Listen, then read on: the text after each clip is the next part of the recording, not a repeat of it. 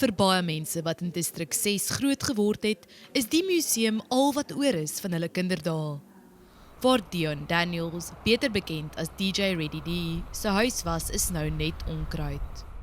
As ek so na die museum toe gaan, ek ervaar hoe die kaart uitgelê is van al die paaie en so, en as ek nou so afkyk, dan sien ek Upper Shepherdstraat, ek sien vir Nova, ek sien vir Upper Ashley Straat, ek sien vir Combrink, ek sien waar die skool.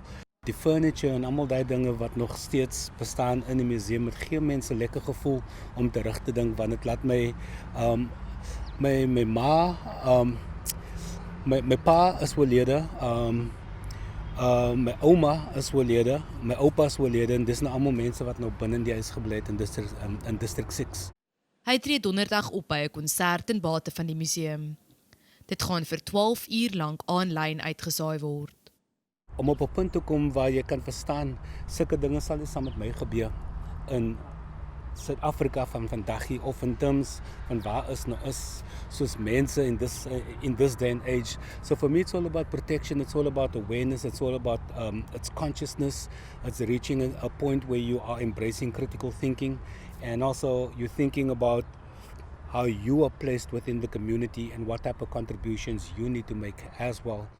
Daniels dink die regering moet meer daarin belê om Distrik 6 en Kaapstad se erfenis te bewaar. In District 6 is een plek waar alle mense saamgewoon het, wit, swart, so-called sogenaamde kleurling en so on. And this area was a good demonstration of what the prospects would be like to live in a South Africa that actually works. Genoeg geld is reeds ingesamel om die museum se personeel vir 3 maande lank te betaal. Maar wat daarna gebeur, hang van plaaslike toeriste af. Vandat die museum se bestuur 'n pleidooi aan die publiek gerig het, is sowat R390 000 se skenkings ontvang. Krishnay Julius, die waarnemende direkteur, is verheug oor die reaksie.